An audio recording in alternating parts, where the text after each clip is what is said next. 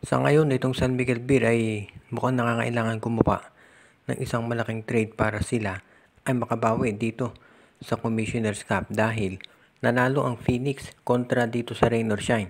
At ibig sabihin, dumikit na yung record nitong Phoenix dito sa Magnolia, sa San Miguel at dito sa NLEX Road Warriors. Tandaan natin, 5 team ang malalaglag dito sa Commissioner's Cup. So unless magsunod-sunod na panalo ng SMB, medyo delikado pa sila. Lalo na at ang susunod din ng kalaban ay itong Magnolia Chicken Templados na sigurado na gugustuhin din na manalo sila para makaangat. Kaya yan ngayon ang tignan natin kung ano ang gagawin ng San Miguel. Maraming matunog na pangalan ngayon na pwedeng matrade sa San Miguel. Kabilang dito itong si Jeron Teng. Itong si Jeron Teng nung yan naglalaro dito sa Converge Fiber Excess, 13 points ang average yan. Starter itong si Jeron Teng.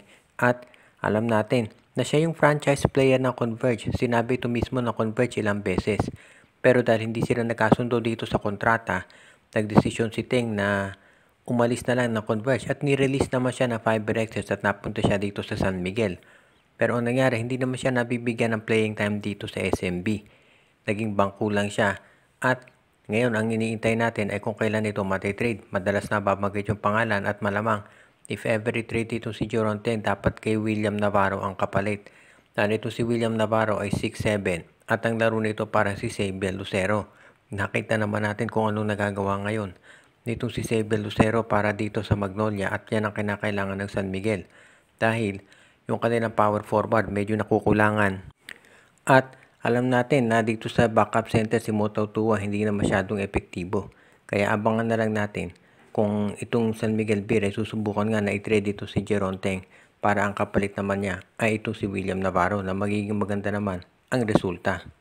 Hanggang kailan nga ba iintayin ng Barangay Ginebra itong si Jeremiah Gray bago bumalik? Iyan ngayon ang tanong ng mga fans dahil alam natin na itong Barangay Ginebra ay gustong magpalakas nitong kanilang lineup lalo na at nakita natin nung natalo sila sa Northport Batang Pier ay meron pa rin mga pagkukulang dito. Partikular na yung scoring ng iba pang players at ng additional na wingman lalo na at hindi pa 100% si Jamie Malonzo na in-game shape. So itong si Jeremiah Gray yan talaga iniintay ng Barangay Ginebra at halos 2 taon na itong hindi nakapaglalaro. Hindi malayong sabihin na parang ito ay naging si Art de la Cruz, isang talented player pero hindi nagagamit dahil sa palaging may injury. Puro health issues talaga ang nagiging problema ni Gray.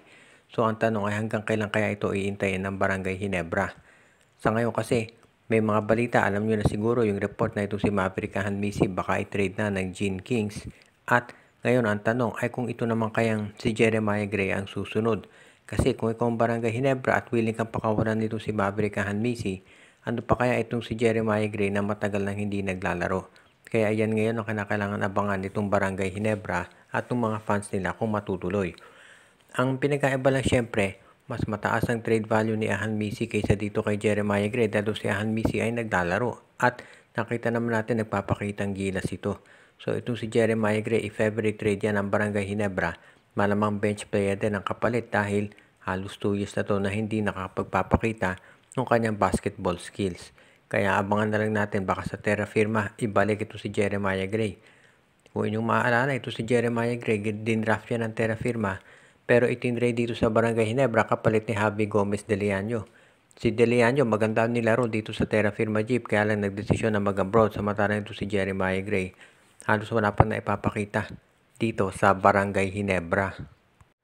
Medyo bad news ito sa Magnolia dahil ayon doon sa report mukhang ito si Polly daw baka hindi makapaglaro dito sa crucial game ng Magnolia kontra sa San Miguel.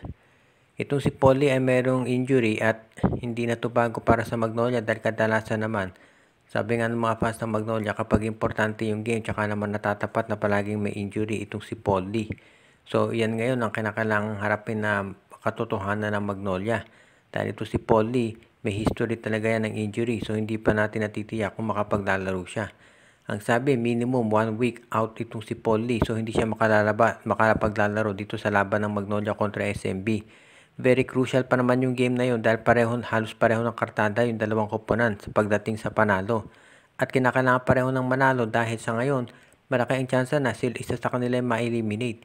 Kaya kung ikaw ang Magnolia, kinakailangan mag-step up lalo itong si Jerome Lastimosa, Mark Baroka at yung iba pa nilang players Kung hindi, malaki chance na sila ay matatalo talaga. Kaya ngayon, yan ang aabangan natin dito sa Magnolia Chicken Templados kung ano ang gagawin nila dito para ma-improve yung kanilang performance. Dahil masasabi natin na talagang pag itong si Polly matagal hindi nakapaglaro, baka kinakailangan pag-isipan ng Magnolia na i-trade ang nasabing player. Matagal na sa Magnolia ito si Polly, pero alam naman natin na eventually tumatanda talaga player, ganyan ang sitwasyon at nagkakaroon ng mga injuries at padalas yung injury ni Lee. So yan ngayon ang kinakailangan pag-isipan mabuti ng Magnolia kung ano ang gagawin nila dito. Kung pananatilihin pa ba dito sa Magnolia yan o kung iti-trade na. Marami kinakailangan i-consider na factors itong Magnolia Chicken Templados, kaya yan ang aabangan natin. For now, mukhang ang gagawin ng Magnolia ay wait and see. Titignan nila kung anong mangyayari dito kay Paul Lee bago sila magdesisyon kung ito ay iti-trade na o siya ay mananatili pa. Nabigo itong Converge Fiber Exercise kagabi na talunin nitong TNT Tropang Giga, pero maganda ang pinakita ni Justin Baltasar. Magkasunod na to na 2 games na talagang maganda pinapakita niya at dito masasabi natin na si Baltasar talaga ay as good as advertised. Kinakailangan lamang siguro ng konti pang paghahasa dito sa kanyang depensa, pero overall ang ganda na pinakita kahit natalo sila dito sa TNT. Nakita naman natin itong Converge, yung mga talo nila ay galing doon sa mga top teams dito sa PBA. So okay lang yan, lalo na at bata pa itong core ni Coach Franco Atienza. Ngayon, dito natin naabangan yung masusunod na resulta dahil syempre ang Converge gusto niyan mapaganda yung kanilang record. Lalo na at ang hinahabol na nila ay placing dito sa quarterfinals. Halos sigurado na sa quarterfinals ng Converge, isang panalo na lang, makapapasok na sila doon. At ang kinakailangan na lamang syempre ay mapaganda nila itong kanilang team standings. Dahil syempre ang hinahabol ng Converge dyan ay yung twice to beat advantage. Kung papatuloy itong magandang laro ni Justin Baltasar, sigurado na magiging maganda yan para dito sa Fiber Xers. Kung sakasakali nga na ito'y matuloy, dito rin natin masasabi na itong Converge Fiber Xers ay magiging isa sa mga team to beat dito sa PBA.